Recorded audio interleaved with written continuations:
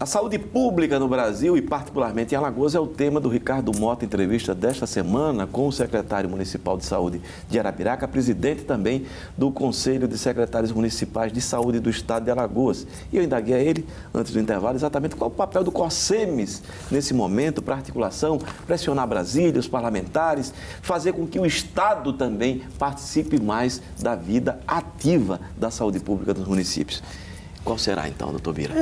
Tem várias vertentes aí do trabalho nosso no nosso COSEMES. Nós temos em cada estado o nosso COSEMES estadual e uma representação nacional que participa das pactuações, dos colegiados de gestão, etc.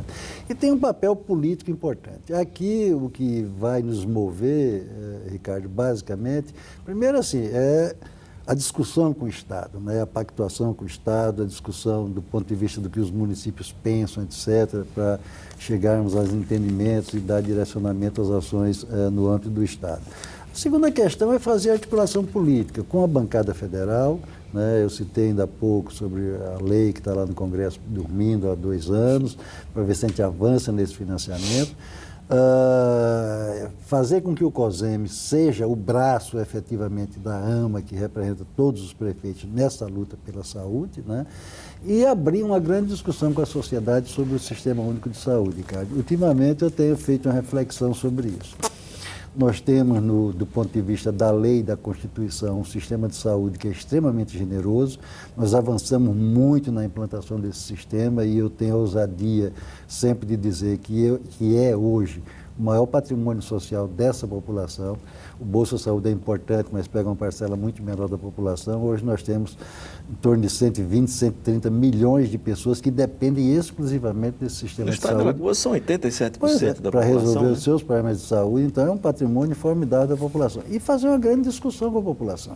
A população hoje, de certa forma, com o processo de centralização, ela enxerga no gestor municipal o responsável ou irresponsável pela situação. O culpado, vamos dizer assim. O culpado. Ela não se liga ao Estado, secretário estadual, nem vai reclamar, e muito menos ao governo federal, isso é muito distante, né? E o gestor municipal, ele precisa articular uma ação que demonstre à sociedade que o problema não é apenas dele, o problema é da sociedade. E nós temos que abrir essa discussão com muita clareza, vamos ter as conferências esse ano, etc., e isso deve ser a pauta nossa.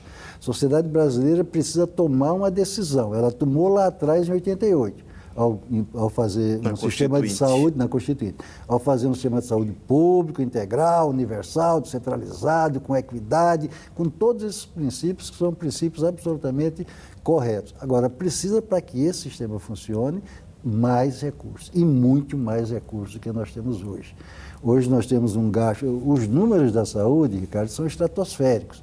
Hoje nós temos um gasto, ano passado, algo em torno de 170 a 180 bilhões de reais de gasto público entre a União, estados e municípios nesse processo. E aí, quando a gente está falando de um gasto de 180 bilhões, não é botando mais 5 bilhões que vai resolver.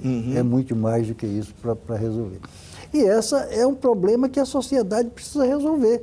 Não é um problema que eu, gestor do município de Arapiraca, vai resolver, não. Do ponto de vista local, a nossa decisão lá, a decisão da minha prefeita Célia Rocha, foi de colocar recursos. Gastamos quase que 1/3 de tudo que entrou em Arapiraca ano passado. Agora, a sociedade brasileira precisa tomar essa luta para si. Se o senhor me permite, aproveitando a oportunidade da sua presença aqui, por que Alagoas, por exemplo, recebe per capita bem menor, por exemplo, do que São Paulo, do que Sergipe? Como é que se explica isso? Isso é um processo histórico de conformação do financiamento, que há 25 anos atrás, quando tudo isso foi começando na prática, você tinha situações onde a alta e a média complexidade estavam muito mais concentradas. Você lembra que antigamente alguma coisa, cardíaco, isso, não sei o que, câncer, vai para São Paulo, Agora etc. é Pernambuco. Pois é, hoje tem aqui. Hoje eu tenho em Arapiraca. Virou um grande polo. Pois é, hoje eu tenho em Arapiraca cirurgia cardíaca. Né? E aí a defasagem da concentração de recursos, onde tinha os processos mais caros, etc., depois que chegou lá, para você tirar é muito difícil. Houve algum esforço de ir buscando uma equalização disso, mas ainda há uma distância razoável com relação a esse processo. Hoje, eu não tenho dado aqui de cabeça, mas provavelmente o per capita de Alagoas deve estar no mínimo 25% a 30% mais baixo do que o per capita de São Paulo. E não há, evidentemente, justificativa para isso, porque todos são cidadãos brasileiros e não tem por que ter essa diferenciação. Conferência Nacional de Saúde. O senhor tem alguma expectativa em relação a isso, de mudança, de transformação, de debate efetivo que possa empurrar esse modelo? Eu acho que as conferências ultimamente, Ricardo, elas têm perdido o tom da conversa. Eu acho que hoje você tem uma crise imensa no sistema de saúde, que vem se aprofundando ao longo dessa última década, que é o subfinanciamento, né, desse sistema, a repressão de demanda, a dificuldade de acesso. E eu temo, por exemplo, e tenho dito isso em algumas conferências municipais que eu participei aqui, que essa conferência, movida por parte dos segmentos organizados da sociedade, vira uma conferência contra a privatização. Né? Contra a privatização, que eu não vejo sentido. A privatização hoje do sistema política, né? Não, e a privatização hoje dentro do Sistema Único de Saúde significa isso aqui de preocupação. O sistema convive com serviços privados contratados pelo sistema, etc., muito antes da criação do SUS, lá atrás, do INAMPS, etc., etc. E essa convivência, ela foi se aperfeiçoando e há uma certa harmonia hoje. Então, assim, hoje, a questão dos hospitais universitários está pautando uma parte do movimento social contra a privatização.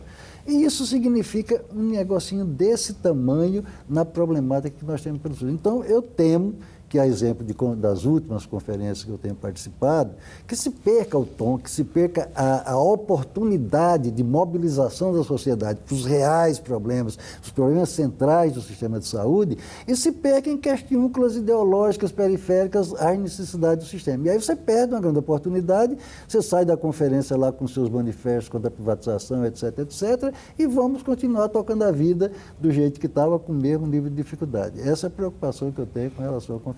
E estou trabalhando para que, aonde eu vá participando, essa discussão não enverede por esse caminho. Bom, para encerrar, e aqui estamos no final da nossa entrevista, eu vou dizer uma frase: o SUS é uma bela obra de ficção? Não acredito não, Ricardo. Eu acho que quem depende do SUS hoje, mesmo com nível de dificuldade, de acesso, de demora uma coisa, demora outra, mas é aonde ele termina resolvendo os seus problemas.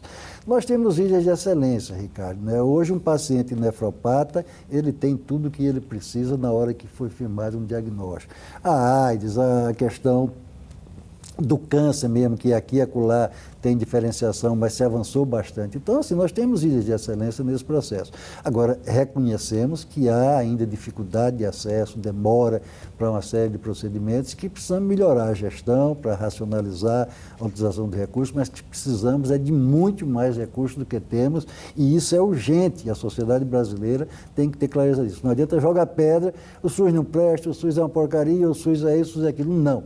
Isso é um patrimônio dele. Se não tiver o SUS, ele vai para onde? Né? Vamos para os planos de saúde, como o Cunha quer, que toda empresa tenha plano de saúde. Né? Eu não sei se esse é o caminho. Alguns países da América Latina, o Chile, a Argentina, etc., enveredaram por esse caminho. As notícias que a gente tem, o que a gente tem lido a respeito, demonstram que não é o melhor caminho que se possa ter, não.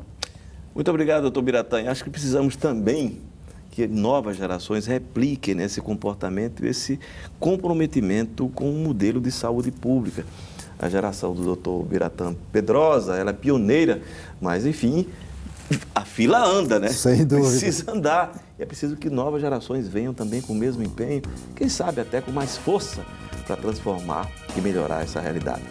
Obrigado pela atenção de todos e até a próxima semana.